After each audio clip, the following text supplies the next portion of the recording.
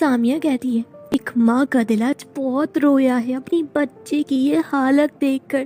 نہ جانے اوپر والا اور کتنا آزمائے گا اسے. بے وفا نہ تھی نہیں اور وفا نبھا نہیں سکتا زین. عجب کھیل ہے قسمت کا. کوئی پاس رہ کر بھی روتا نہیں اور کوئی دور جا کر بھی لوٹتا نہیں. میں ٹھیک ہوں مریم، اب سے ہم دونوں کو ہی اس کا سہارا بننا ہے. سب ٹھیک ہو جائے گا اور اینا ضرور زین کو بھول جائے گی. اب وہیں اینا کو سوتے ہوئے کافی گھنٹے گزر جاتے ہیں اور تھکن کی وجہ سے مریم اور سامیہ کی بھی باہر آنکھ لگ جاتی ہے. اینا کے پاس وہیں نرس آتی ہے جس نے اینا کو شروع میں بہت کچھ بولا تھا. وہ اینا کا بی پی چیک کر کے اسے دیکھ کہتی ہے تم کبھی بری تھی ہی نہیں، بس حالات نے تمہیں ایسا بننے پر مجبور کر دیا تھا. مجھے خوشی ہے کہ اب تم اپاہج نہیں رہی، پر پھر سے تمہیں اس حال میں دیکھ دل اداس ہو گیا. خیر جو کچھ بھی ہوا امید ہے تم اب اداس نہیں رہو گی، کیونکہ کچھ سائے کبھی ساتھ نہیں چھوڑتے. اور وہ باہر ونڈو کو دیکھ مسکرا کر چلی جاتی ہے. اور اب ہم دیکھتے ہیں باہر ونڈو پر اسٹرینجر ہوتا ہے جو اب بھی اینا کو ہی دیکھتا ہے اور کہتا ہے کچھ دوریاں ضروری ہوتی ہیں نا، کبھی کبھی سنبھلنے کے لیے اور کبھی اکیلے جینے کے لیے. میں تم سے آج جدا ضرور ہوا تھا مگر تم سے دور کبھی جا ہی نہیں سکتا. محفوظ ہے سب یادیں تیری، پر دل آج بھی گمنام ہے.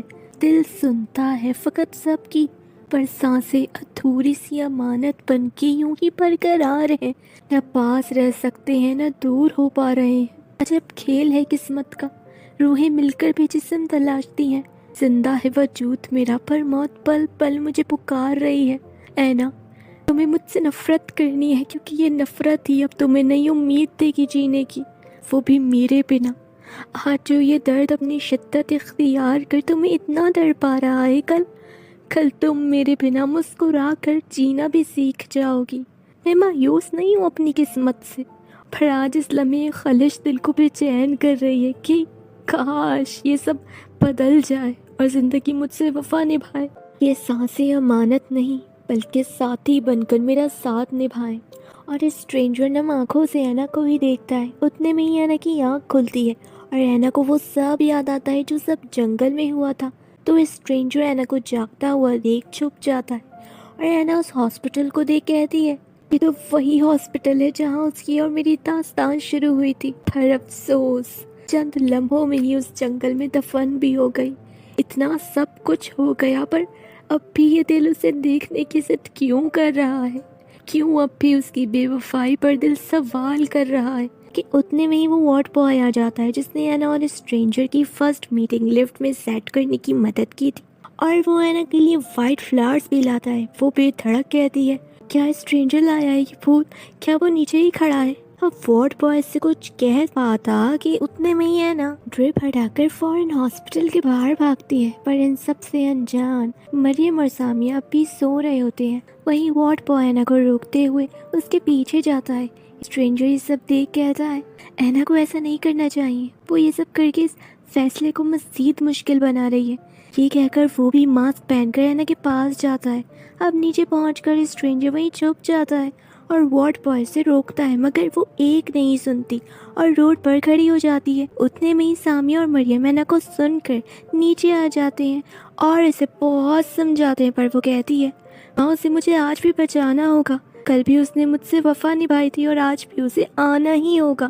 اور اتنے میں ہی کار بہت تیزی سے آگے بڑھتی ہے اور اسٹرینجر سب بھلا کر اس کی اور بڑھنے لگتا ہے کہ وہیں ڈاکٹر شمس آ جاتا ہے اور اسے بچا لیتا ہے. اینا خوشی خوشی سے گلے لگا لیتی ہے اسٹرینجر سمجھ کے، پر زین کو بالکل بھی اچھا نہیں لگتا. اب جب اینا ڈاکٹر شمس کی طرف دیکھتی ہے تو فوراً پیچھے ہٹتی ہے اور اسے بہت برا لگتا ہے اور وہ کہتی ہے شانی وہ داستان سچ میں دفن ہو چکی ہے. وہ کل کی ملاقاتیں آج کی تاریخیوں میں ڈھل چکی ہیں. کل کا وہ اس کا ساتھ آج واقعی تنہا چھوڑ کر جا چکا ہے. وہ بہت روتی ہے اور اسے اس کے روم میں لے جایا جاتا ہے اور کچھ گھنٹوں کے لیے انجیکشن سے سلا دیا جاتا ہے تاکہ وہ مزید اسٹریس نہ لے سکے.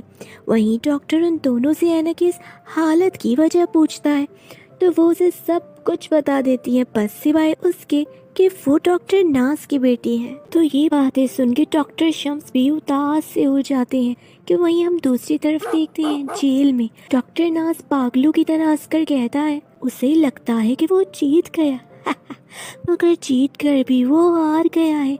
ऐना को बचाने चला था और खुद जिंदगी का कैदी है, जहाँ उसकी चंद सांसें भी दौलत की मोहताज है। मज़ा तो अब आएगा जब जुदाई में जिस्म तो झुलसेंगे मगर रूहें भी इस बार तड़पेंगी। कैद में हूँ मैं, पर अब वो भी पल पल तड़पेगा। मोहब्बत करने की सज़ा उसे अब मिलेगी। इंसाफ तो मिल गया उसे, मगर प्यार उसे कभी नहीं मिल पाएगा। वहीं दूसरी तरफ गांव में मिकाल की लाश पहुंच जाती है और उसके घर वाले बहुत अफसरदा हो जाते हैं। और वहाँ ऐना तड़प से बेहोशी में भी उसकी आंखों से आंसू बहते हैं। वहीं विंडो पे खड़ा जैन उसके आंसू देख खुद भी तड़प उठता है और उसकी ओर पड़ने लगता है कि अचानक उसके सर में शदीद दर्द होता है और उसे चक्कर आने लगते हैं और वो ऐना को पुकारता है, ऐना।